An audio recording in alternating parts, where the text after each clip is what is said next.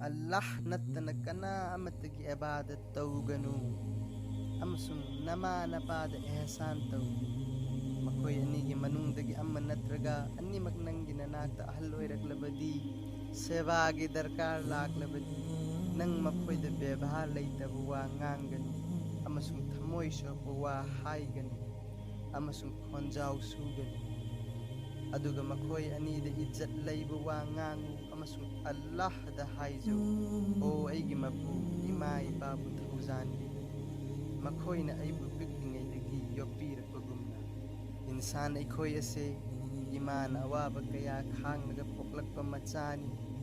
darkargi matung inna mabuk khairaga angang lawthokpasu yawribani mama oibisingna macha phangadaure haibagi haraubada tha mapan chupna nawpuraga lelakkhrabi mamani ngang pokpa matamda siba changba khangdana pumnamak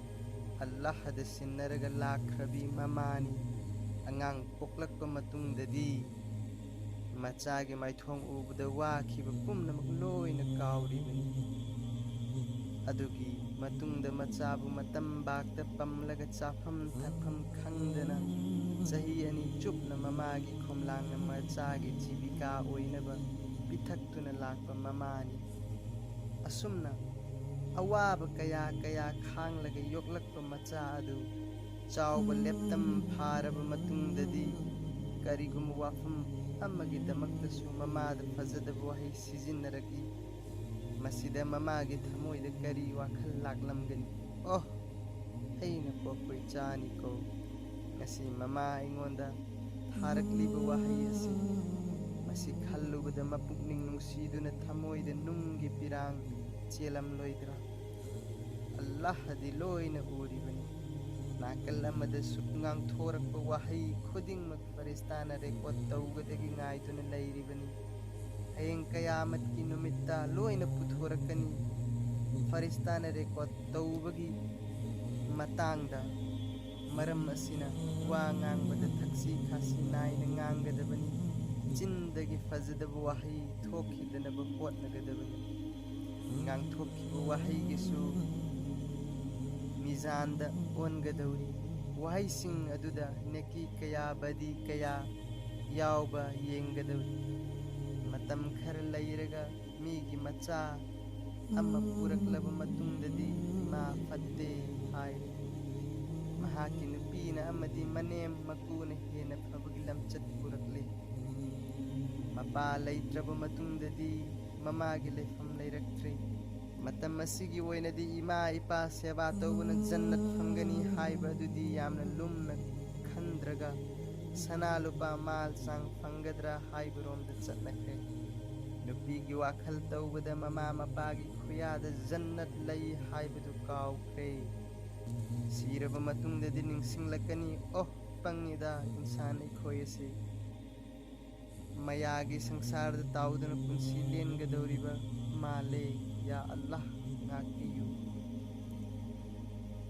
harabasu imani pani hatrabasu imani pani haibasi amuk hanna kawroidabani jannat ki lambi fangnanaba amadi mapugi thawjal fangnanaba ipa imabu lugna sana tawgadabani ai haire single kalle thawre haiduna kanadasu thaksi khasi naidaba wa ngangloi faristan loina rekod tawkhigadauribani macha ningol makhaidi mamagi matau yengbada mamittagi mapi tare migi yumda laibanina haifam tawfam khangdare adubu kanagumba ningol kharadi mapuroibaga khanraga ima yokpagi achauba sawab adu khangnanaba mama pusilaga yokpasu yawdaba natte masigi matangda hadista laki kanagumba na makha tabada minungsi thamdraba amasung mathak khanbagi izzat tawdrabadi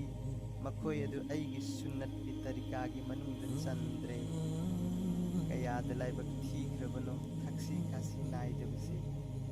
nongma huzur sallallahu alaihi wasallam gi manakta nupa ama laklaga mamagi sikayat tawramni haibadi mama fatte hairamni madudu huzur sallallahu ꯁꯜꯂꯜꯂꯥꯍꯨ ꯑꯂꯩꯍꯤ ꯋꯁꯜꯂꯝꯅ ꯍꯥꯏꯔꯝꯃꯤ, ꯅꯪꯕꯨ ꯅꯃꯥꯅ E ꯃꯇꯨꯝꯗꯒꯤ ꯌꯣꯛꯂꯛꯄꯅꯤ, ꯊꯥ 9 ꯄꯨꯔꯒ ꯄꯣꯛꯂꯛꯄꯅꯤ, ꯅꯃꯥꯒꯤ ꯈꯣꯝꯂꯥꯡꯅ ꯅꯪꯒꯤ ꯖꯤꯕꯤꯀꯥ ꯑꯣꯏꯔꯛꯄꯅꯤ, ꯅꯃꯥ ꯐꯠꯇꯦ ꯍꯥꯏꯒꯅꯨ, ꯅꯃꯥꯒꯤ ꯍꯛ ꯃꯌꯥꯝ ꯑꯃ ꯅꯍꯥꯛꯉꯣꯟꯗ ꯇꯣꯜꯂꯤꯕꯅꯤ꯫ ꯅꯨꯄꯥ ꯑꯗꯨꯅ ꯍꯥꯏꯔꯛꯏ, ꯏꯃꯥꯒꯤ ꯍꯛ ꯑꯩꯅ ꯂꯣꯏꯅ ꯁꯤꯡꯈ꯭ꯔꯦ,